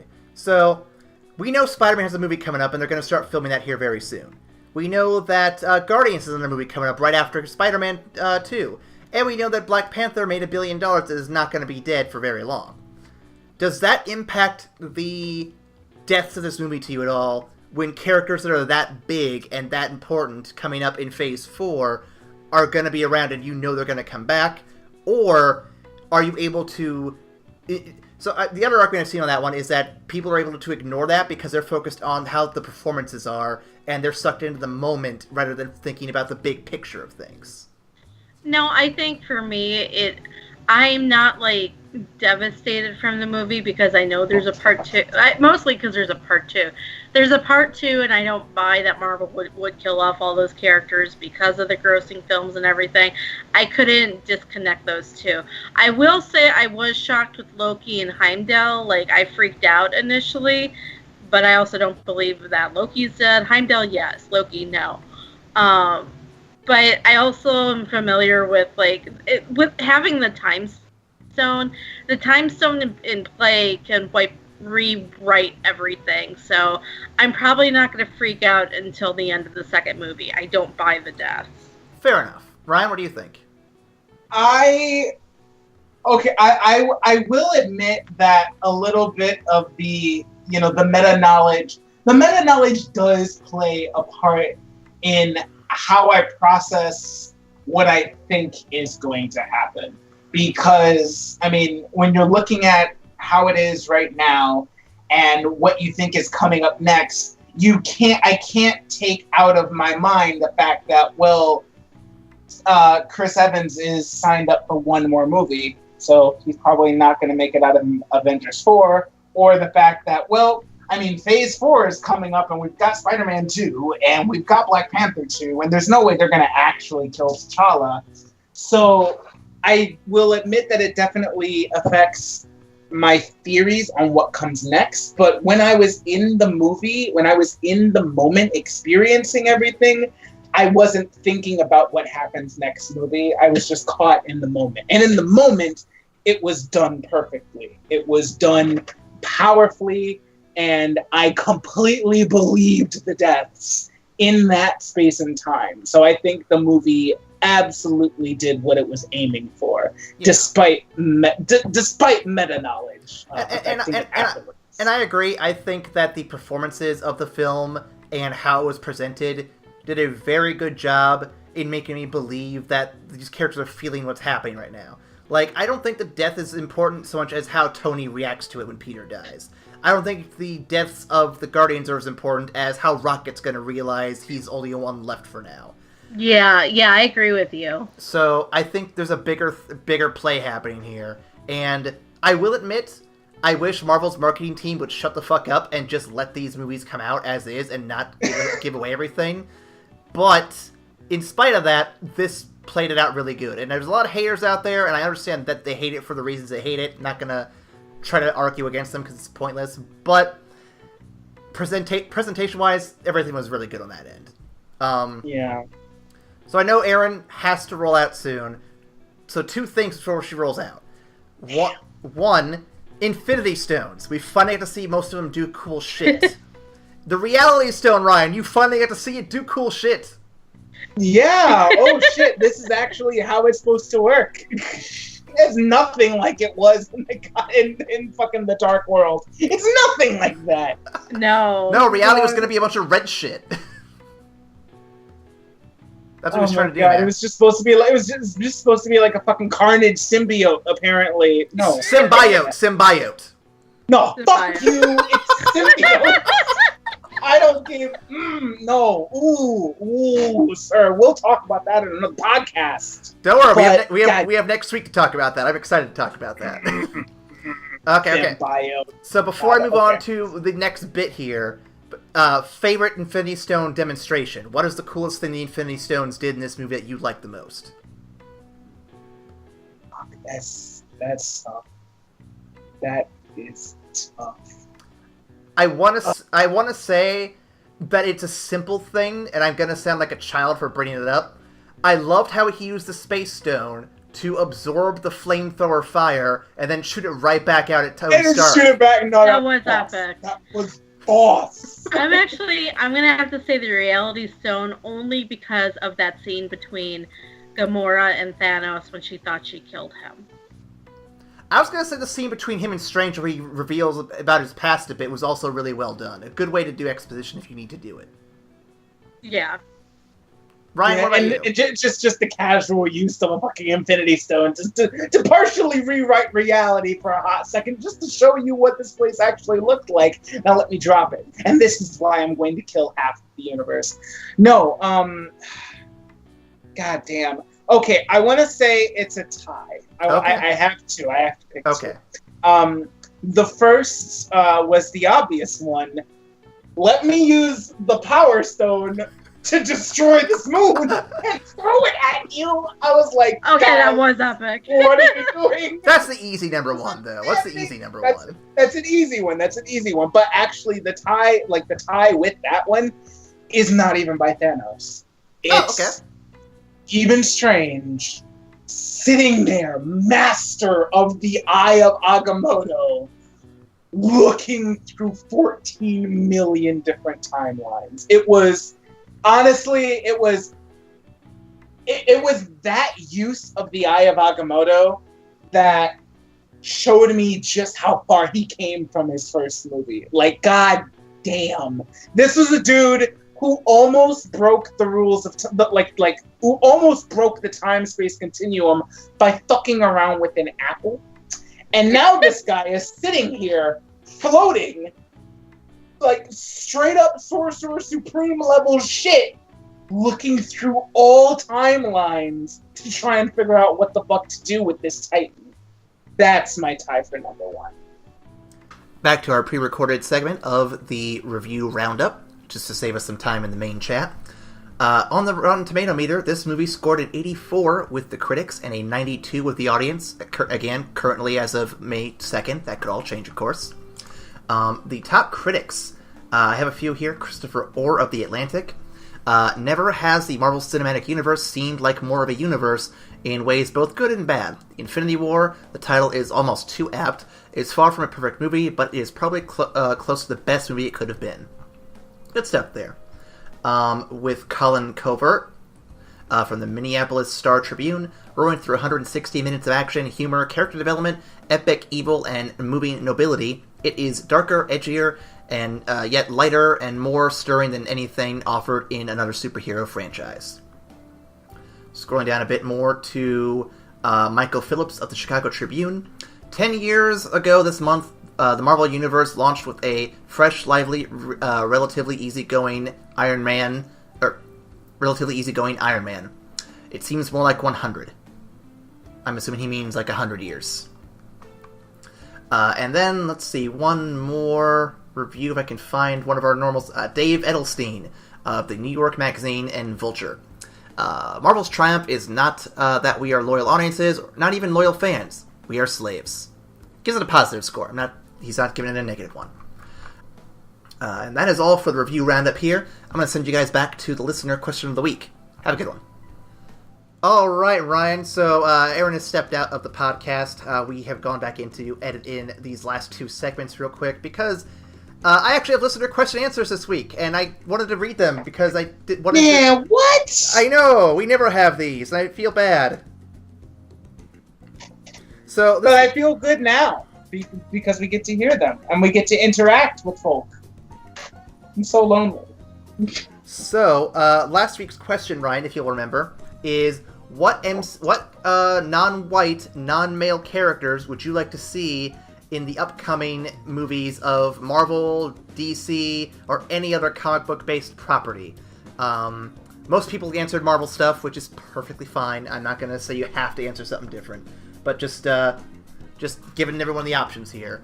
And it doesn't have to be a non-white, non-male character. It could be non-white or non-male. The door is wide open for everybody. So with that in mind, I'm going to read the answers I have real quick, starting with the one I got on Facebook. First time I got something on Facebook for one of these. Let me load it up here real quick. It is from Zach Cook, and his answer was... Loading. Here we go. I want a Black Widow solo movie. Which I think everyone does a little bit. Yeah, I think a lot of people want a Black Widow solo movie. And then I have a Tumblr answer as well. I got them for everywhere, Ryan. It's great. Tumblrites. My phone is saying Tumblr's not installed, so let me bring it up on my computer real quick, because my phone's being weird here. Even though I was on Tumblr literally 20 minutes ago. Let's see here. Is this... the one I want. Yep. So according to what's her name here? Let me load it up. This part's longer than I want it to be. Here we go. From the handle, it's just Queen Rosebud 16. She wants to see movies featuring Shuri, the Dora Milaje, Scarlet Witch, Fight Me, and Gamora. You know what? If we got a fucking all-female Avengers team, I would be absolutely down for that. I know they've done that shit in the comics. I know they have. I know a guy on Facebook who is on my friends list who has seen that kind of question posed by other Facebook pages and actively responded saying that would be terrible. And I had to respond saying, why? They're all good characters. Why the fuck would it be terrible? I've called him out on shit like that before, though, because he's got issues, I think. But anyway, not to begrudge him. I would love to see a Scarlet Witch-focused movie. Not necessarily just her, but something around her would be really cool at some point. I swear to God, I need my scene where Strange meets Wanda and is like, yo, I need to teach you, because you're doing crazy shit. Like, stop it.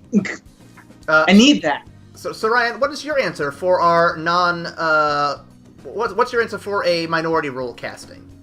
So it's not necessarily a singular role, but there is a really good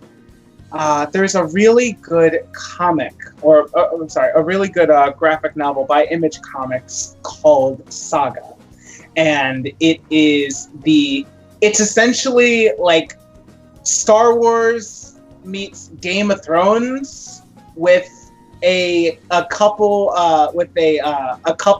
that's like one, like the girl is a non-white fairy with like fairy wings, and the guy is, I forget what the fuck what race he is, but he has horns and he has the sword. But like the big story is that their two races have been engaged in an intergalactic war for like centuries, and they're being hunted through space by both sides because they actually had a child that's a mix of the two races, and apparently the bigwigs don't want people realizing that that's possible. So folks who, like, I highly recommend that you check it out. It's an epic space opera / fantasy. It's Brian K. Vaughan, illustrated by Fiona Staples. These are huge names in the comic book world.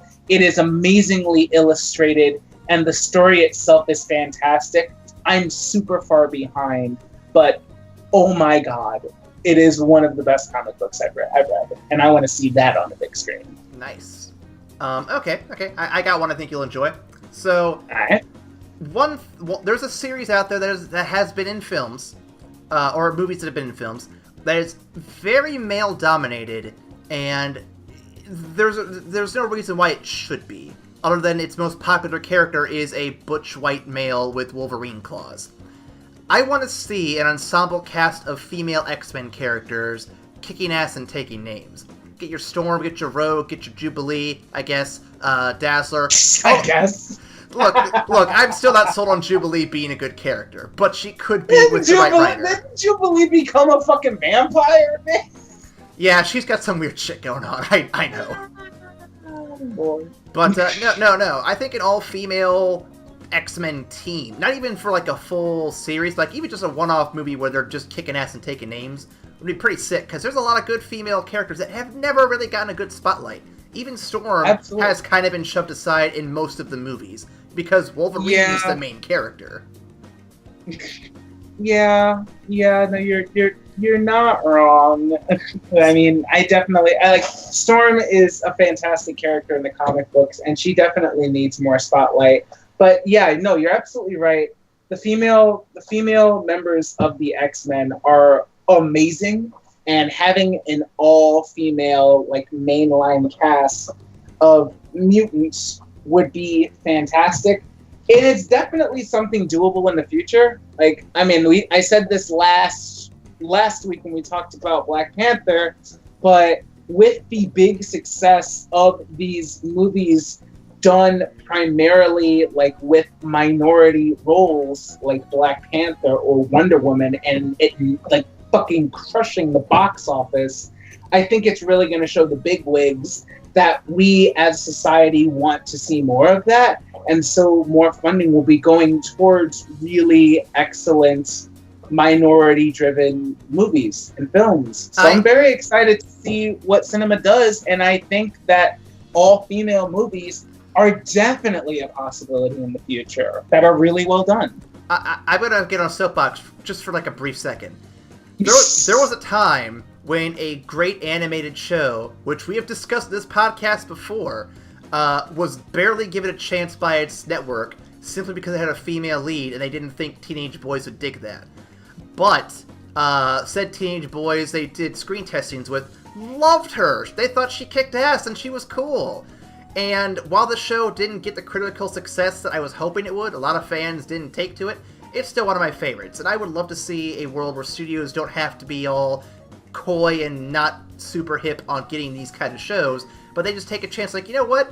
Let's do that. That sounds like something people would actually want to see and not even question it. I would love for a day when a show like Legend of Korra would actually get a budget and not just be like sidelined because, oh, it's got a girl. We'll just wait and see what happens. You know what I mean? Yeah. Right. That show could have been so much better had they given it a fucking chance. Yeah, I mean, Nickelodeon was spooks, man. They were scared. I'm not gonna make no excuses for them, but they were definitely hedging their bets and trying to play it safe. But yeah, no, had they actually fully supported it, it could have been fantastic. And the big reason that I say that, not to take anything away from Korra or any of the female characters in the show, but the 2-part series about Wan, the first Avatar, was fucking amazing. It was fantastic. 2 episodes. Had they treated the rest of the show like those 2 episodes, they would have had another hit series on their hands. It would have been over, but they didn't. Okay, I'm gonna get up my soapbox now because fuck all of you. Korra was great. Next segment. Oh yeah, no. Listener question. So next week we are doing a wrap-up episode of the MCU, and then we'll be taking a short break, and you guys will get a bonus episode of Space Jam because I have that lying around. So, next week I want to read answers for this question because I think it's worth talking about. What is your personal favorite MCU film? I don't think we've actually discussed this. It's been brought up before, but it's never been a discussion we've thrown here. So, what is your favorite? If you have multiple favorites, tell me what they are and why you like them. And Ryan will definitely be having fun with that next week.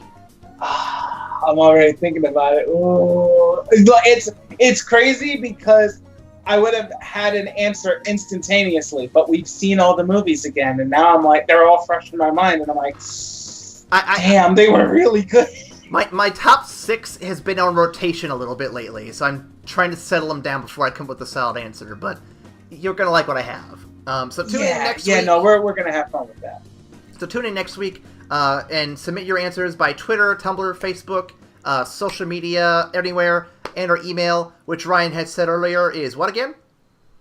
evacstation@gmail.com. evacstation@gmail.com. I feel like they're gonna think that we're just cutting me like one clip of me saying that all the time. They might think that. You have to add a little inflection on some of it at random times, or just go like evacstation@gmail.com. Okay, Shatner. Okay. Speaking of questions, Ryan. Sorry. Speaking of questions, Ryan, our last segment for us to record, but we'll edit it in sooner because that's how it works. Trivia War! Oh boy! The Trivinity War. Something like that. I don't know. We ask questions about the MCU to determine who the best Marvel lorester is. This is our final Trivia War for this mini-series, Ryan. Are you excited for this as much as I am? We're going to see who wins this shit. I'm a little spooked, man. I don't know if I can catch up. What am I, like 2 points behind you? Just 2 points, but so this week's questions. It's close, but I'm worried, man. You've been killing it the last couple rounds. I've been catching up. I've been catching up and doing pretty solid. So this week's questions are all about the MCU as a whole, from beginning to end. Ryan, my questions have a very good theme to them. I think you're going to like, but we'll see what happens. Do you want your question first, or do you want to ask first? Let me get my question first. All right, here's an easy question for you. What actor plays the Incredible Hulk in his first MCU appearance? His first MCU appearance? Yes.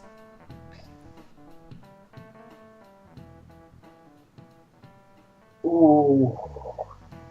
Are we counting the Ang Lee film that is not an MCU movie. No. No. Okay. Then in that case, I am going to go with my boy Edward Norton. That is correct. Played the Incredible Hulk. I was wondering if you were going to ask that question or not. I was curious. So. I was sitting there. I'm like, because technically, they didn't retcon Ang Lee's Hulk. They just kind of glossed over it and said, "Nah, it was over there, and here we are." It might have happened, but it's not important. Yeah, it was a soft reboot. It's fine. Don't worry about it. But yeah, no, that was that. All right, Ryan. What's my easy question? All right. So I actually did a bit of a throwback because we've had this question in the past. So let's see how good your memory is. Oh boy. After Avengers in the Battle of New York, Tony recommends that we go ahead and grab a post-battle brunch. What is the name of the establishment that they want to go have this lunch at? I would argue this is not a hard question, but because of the controversy around this when Nicole asked it, I believe it's called Shawarma Palace. That is correct. That is very correct, sir. Well done. Okay. I think we're going to get my theme now, Ryan, with my next question. Question medium. What actor plays Johann Schmidt in Infinity War? I'm all about that recasting, baby. Oh, you bastard! Ah, damn it! I don't know his actual name. He was in. Fuck me. Okay, he was in The Walking Dead. He played Erin. I don't know this person's name. I still don't know why Hugo Weaving didn't fly out and film a 5-minute scene and make gobs of dollars. Why would you not? Okay, yeah, the closest I can get is Erin from The Walking Dead. So what's funny is that Erin had mentioned this name earlier in the podcast, and I thought you might remember it, so I was worried you were going to remember this one. I completely blanked. I'm still tripping on why Hugo Weaving didn't just do a 5-minute scene, but... I'm going to give you a pity point because you at least know the person. Thank you. The actor is named Ross Marquand. Ross Marquand. Man, what? Why? Hugo, why? Okay, sorry. You know what? So shout out to Hugo Weaving. If you can come on this podcast and explain to us why you didn't want to do Infinity War, we're not going to judge you. We just want to know, man. Just come and talk to us. Please, sir, take 5 minutes. Take the 5 minutes you should have spent in Infinity War and come tell us why you didn't do Infinity War. Please, sir. Please. Ryan's casting shade at you, Mr. Weaving. I'm not. I just want to talk to you. That's all. I just need to know. We're good cop and geek cop here. Just we got it covered. Good cop and geek cop. I love it. I absolutely love it. Well done, sir. Ryan, what is my medium question? All right. Well, I just realized that I actually have a theme going, but that I broke the theme for the third question, so I feel like a moron. But the second question, actually goes back to the Incredible Hulk. Oh, wow. What school did Betty Ross teach at? Fuck, I asked this question. I should know this. Yes, you did! Come in and hit the face with it. Okay. Is the University of... I have to think of this last word here. I'm gonna be so salty if I can't remember this. Okay, clarify for me real quick. Is it a real place, like a real city name, or is it a fake city name? Because I can't remember if it was or not. I think we determined it wasn't. I'm pretty sure. I'm pretty sure the school itself is fake. Right. Shit, I should know this one. I'm gonna just throw a name out there. I'm gonna say the University of...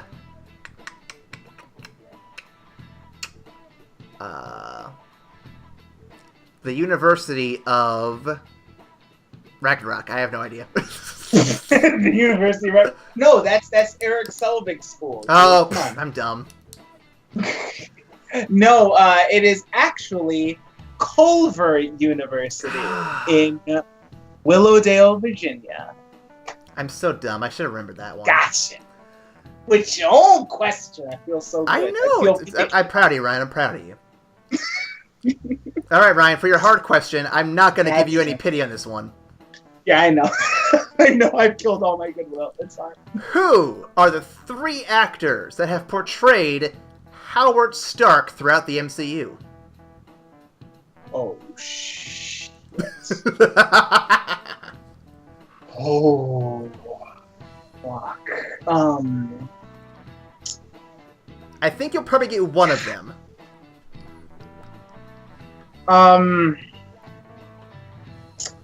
Okay. Young Howard Stark was played by Dominic something. God damn it.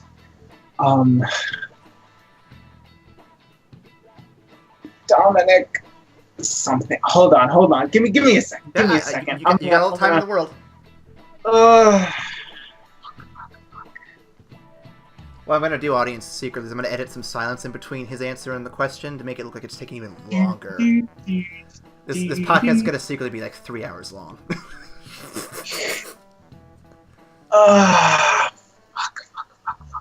Fuck. Why can't... I know it's Dominic something. God damn it. It's not Dominic Purcell, because that's the guy who plays Heatwave on Legends of Tomorrow. Fuck. Okay.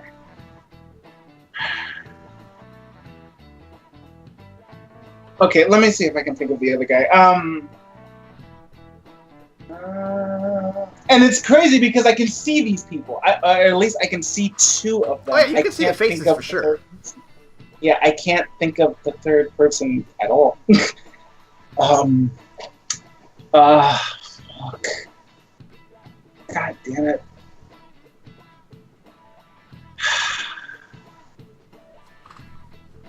God damn it. Okay.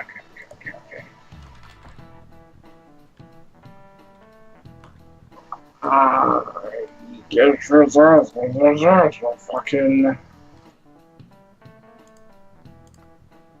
You know what? I can't even pull it. I only have Dominic for the young guy. I have to just forego the question. I can't think of it. Time to blow some minds. So, I have. Let's see. So I have. Where did my list go? There we go. Gerard Sanders, John Slattery, and Dominic Cooper. Dominic Cooper. What are the other 2 names again? Gerard Sanders and John Slattery. John Slattery is the older Howard Stark. Yep. From Ant-Man and from Iron Man 2. Who was the first one? Gerard Sanders, I believe, was only in the very first movie, and he was in the various stills you see in the beginning of Iron Man 1. Wow. Damn. They have recast this man many times. Golly. All right. Well done. That's a good hard question. That is a very good hard question. I thought you were going to at least get Dominic Cooper, but I was impressed. I knew his first name. I just couldn't remember his last name. All right. And I could see those 2 guys vividly. I see them. I can't say a picture. All right, Ryan. What is my hard question here? All right. So your hard question goes back to Doctor Strange. Oh boy. Is the answer Japan? No, it is not. Damn. Unfortunately. Is that your final answer, actually? Let me I haven't got the question yet, so I'm going to say no. Damn it. All right. During his training at Kamertage, he complains that, he can't get the symbols right because his hands are fucked up, and that's obviously what's causing him not to be able to do it. The Ancient One actually calls upon one of the masters to give a demonstration of one of the mandalas of light, and this particular master only has one hand. What is the name of this one-handed master? Ah, man. You're throwing some tough ones tonight at me. Okay. I am going to say... I'm going to say Master Quan. I don't know why, but I feel like that's it. It probably isn't. It is not, unfortunately. It is actually Master Hamir, who demonstrates the mandalas using only one hand. Oh, I would never have gotten that one. Holy fuck. And that's weird. Like, every now and again, just odd names just stick in my head. I can remember the Ancient One clearly going, "Thank you, Master Hamir," and that was it. It was just like, yeah, that guy. Yeah, the only reason I went with the theme I did is because I remembered Johann Schmidt was recast. I'm like, I'm going to see if I can make a theme out of this. That's good. I wish I had a theme and could pull out another ridiculously hard question that you threw at me once upon a time. I should have done that, honestly. I should have. That would have made for a better one. But god damn it, that's what we get. Well, Ryan, the score is in. The tally is over. I have actually won a trivia award by 1 point. Damn it! I was so close. So close. Well played. I have lost 2 rounds, but I have won the final, and I feel like I have killed half the universe. I am a big man. Would you say that you lost the battles, but you won the war? Oh, I see what you did there. I like it. Hey. Well, with this, we'll move on to our final segment, which has been edited in already. So we'll see you guys after that. That's a cut. That's a segue. That's a hard cut. All right, I'm going to stop my audio here. Yeah. Good lord, nearly 2 hours of audio. This is going to be a long one. All right, so I'm going to cut in here our switch up to review roundup, and also we're going to have to come back, Ryan, and do our listener question and our trivia. I'm going to skip ahead to the list, so that way Erin can head out if she needs to. Thank you. Right. Sorry, I'm really worn out after the tornado stuff. Trust me, I feel you. So, every week we rank the movies from best to worst. Our number 1 right now is Guardians of the Galaxy. Our number bottom, which I think is like 17, is Iron Man 3. Last week, we put Black Panther in there just behind Guardians 1, right above Civil War as number 2. Guys, where are we going to rank Infinity War? This is a tough one. I think I might know where I want to put it, but I want to hear your guys' thoughts first. Erin, you are by no means a guest on this podcast, but it's been so long since we've heard your voice, so I want to hear your thoughts on it first before we start talking. What are you thinking? I'm looking at the list right now. Honestly, this movie kept my attention more than any of the other movies. It was fangirling through most of it, just because we have all these characters together. We're getting the crossovers, we're getting the epic battles, and seeing like the power that's happening with all these stones and everything. Plus, you get a pretty epic buildup of Thanos' character. Like, I personally would rank it number 1 over Guardians. Of course, that could change once I see part 2, but for now, I'd say number 1 over Guardians. It's not a bad sell. Ryan, what are you thinking? So, my only hesitance with number 1 is because when we reviewed Guardians 1, the big thing that I ended up having to concede as it being better, as it being over Civil War, was that it is the best movie in the MCU thus far that you could take anybody who's never seen any of the Marvel movies, hasn't read the comics, hasn't done anything with Marvel, and they say to you, hey, you know, I'm thinking about checking out the Marvel movies, but there are like fucking 28,000 of them, and I don't know if it's really my thing. I don't want to commit myself to it. If you had to pick one movie to sell me on it, what would it be? And to this day, it's been Guardians, because fair enough. I can agree with that. You don't need any background on Marvel. You can just give that to them, and yet it encompasses all of the really good things that Marvel does. It encompasses the humor. It encompasses the wide, like, arcing storytelling of it. The amazing graphics, the battles, of characters. The fights, balance of characters, storylines, arcs. It is the perfect sampler for the MCU, and that's why it's been at number 1 thus far. It's a hard one to knock down. It's a hard one to knock down. It's a hard one to knock down. And Yeah. if we're judging solely based on that, then I can't say that about Infinity War, because you absolutely need to see everything else before you see. I gotta say, Ryan, I'm really glad we watched everything prior to this, because it was so helpful getting ready for this. It really was. It really was. I want to amend my statement. If we were going by just... I agree with you, Ryan. Like, I would keep Guardians as number 1 in that case. But if you're going by the MCU, like, people having followed it for so long, I'd have to put Infinity War first. And hold on.